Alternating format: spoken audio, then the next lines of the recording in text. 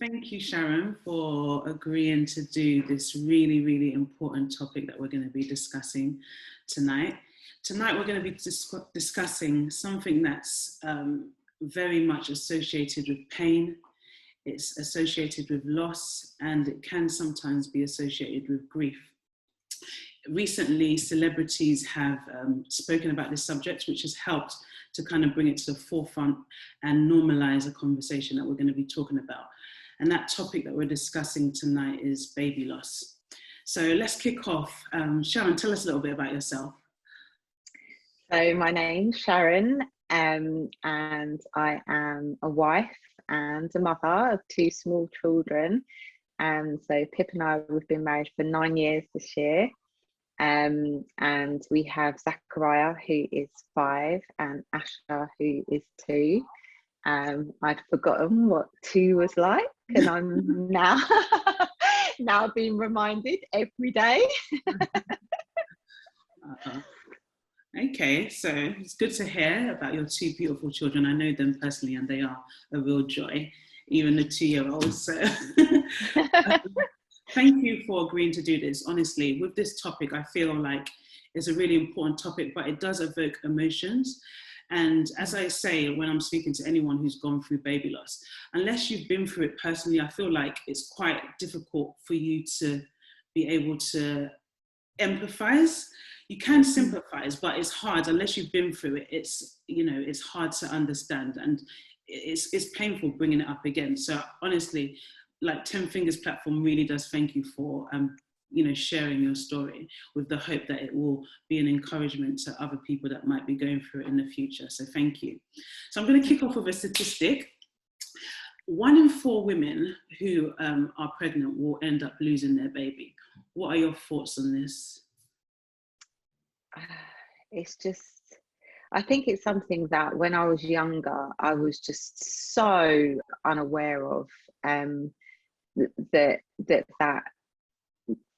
that could be a possibility. I think, when people are teenagers, kind of the main concern is actually the not getting pregnant part. Mm-hmm. People are just so concerned with, not falling pregnant, and then you never really think as a young woman about then, the other side of it, the other side of, a wanted pregnancy and then losing the baby. And I think that when I was probably in my late 20s, I started becoming more and more aware, because I had a couple of close friends that experienced miscarriage, and they they spoke to me about it, and I'm really grateful to them, because I think had they not, then when it happened to me, it would have been an even harder thing to deal with, because I think with things like this, when they're not spoken about, there's almost a level of shame that you can perhaps feel about it, that it's something you've done, it's your body, almost like a blaming of yourself that you haven't been able to carry the child. So I think the statistic, it's a very real one, and I think it's something that people shouldn't shouldn't shy away from talking about when they have experienced it, because there shouldn't be any shame attached to it at all. It's something that, unfortunately, like 1 in 4 pregnancies will end in. Yes. And so it's really important that actually we talk about this more and more, because it can trigger all sorts of negative things following it if people aren't able to open up.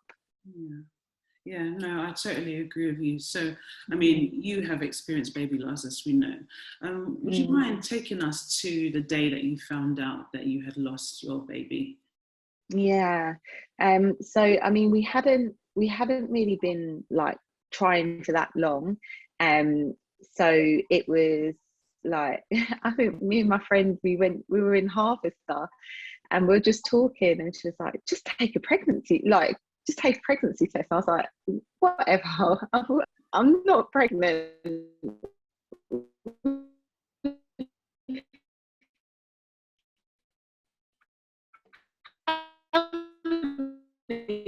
Tesco toilet, it's probably too much information, but yeah, and then found out I was pregnant. So it was just such a like a surprise. And so I actually lost the baby around 2 to 3 weeks after finding out that I was actually pregnant. So it all just happened like so quickly. It was clearly like a wanted pregnancy, because we had decided that we were going to start trying. So it wasn't like a like it just happened by surprise. And so then what happened was, I was at work, and I went to the toilet, and there was a little bit of blood, and I spoke to my manager, and she was actually pregnant at the time, and I was only like 7 or 8 weeks, I think. So I didn't really want to tell work, but because she was also pregnant, I felt that I could share it with her. So I shared it with her, and I said to her, I'm a little bit concerned because there was blood, and she tried to be reassuring and say that that can happen, which it can. And so she was like, just go home and rest. And so then I went home, and it just became more and more and more, almost like to the point of a period. And so I called the hospital, and I think I called Pip. I think he came home, or he was around. I can't really remember that part. But yeah, the bleeding became more and more. We actually went to the hospital for them to check me over, and then they kind of like they just didn't really handle it that well. So they did some tests, but what they should have done was a blood test. They didn't do a blood test. I think they did a urine test. And actually I was told in hindsight that had they done a blood test, they would have seen that I was actually miscarrying at that point.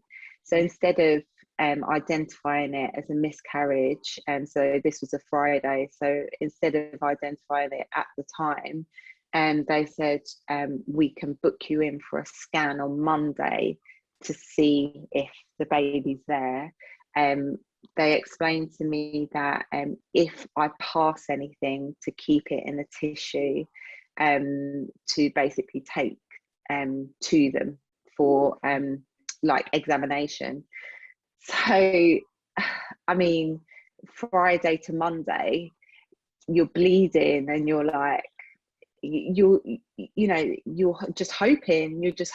So we just kind of shut everything out, and we just spent the time just praying, just being in God's word, and just like filling the rooms with worship music, just really believing that God could turn it around. Yes, it didn't look good, but the doctors hadn't said that it was a miscarriage, so perhaps it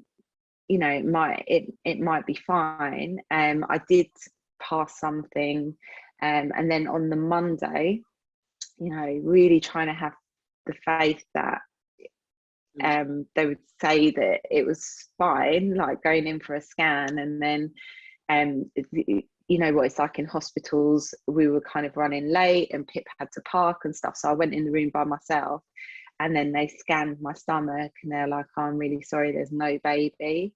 And that moment was, it was horrendous, because it was like all that time that I feel that could have been avoided, actually.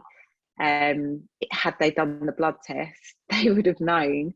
But it was like a scan, and having to look at like this empty womb no baby there. So yeah, that's basically what happened. I'm really sorry to hear that. I mean, so 3 weeks before, you've taken a pregnancy test, it's positive. I'm guessing you share the news maybe with your close ones, or at least your husband. You're excited.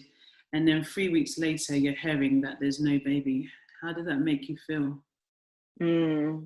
Man, it was just, I mean, I thank God for his mercy and his grace, because even though we were so excited and so happy, like we hadn't gone out and started buying things, or it hadn't got to that point where we'd started decorating the nursery. And there's other people who experience this, and literally they've gone almost the 9 months thinking that the baby's coming. So I really tried to look at it from that perspective, in that it was very early on. I didn't have to have an operation to have anything removed, because that then adds another layer of kind of pain and anxiety can be attached to it as well. But it wasn't until a pastor at Jubilee Church called me to see how I was, and he said, "You can grieve, Sharon. You can, you can." I think because of the type of person I am, I try and look at all the, like, it could have been so much worse, all to almost like justify like that actually it's fine, and you can get over this and it's fine. And I think that if he hadn't have said that, I think it would have kind of just been suppressed and been something that had been rotting away inside. But the moment he said that and I got off the phone, I remember just absolutely kind of breaking down. I was just by myself, and I really felt like in that moment that I grieved for the loss. And yeah, so it was horrendous, and it was really, really sad. But another kind of positive, I guess, that came out of it was that it actually made me and my husband like so much stronger, because we'd gone through it together, and we really did go through it together. And I think that's something that gets missed a lot in these situations, how the dad feels. How, because obviously their body's not going through the loss, but they are still going through the loss. And I think that we really did like grieve and go through it together. And so our marriage strengthened through that. So I really do thank God that was, the positive outcome of such a sad situation. I mean, you've touched on it a little bit, how it brought you closer. And I'm guessing that in a time like that, it's really important that you do have family and friends around to be able to support you through that time. I mean, did you have that? I know you've spoken about your husband. Did you feel that you had that support, a network? And what's the importance of having a network at a time like that? I think miscarriage is a very kind of personal situation. I think it's really good to obviously like talk about the fact that you have miscarried, but I think that you should never compare what is going on to compare your situation to how another person perhaps handled it.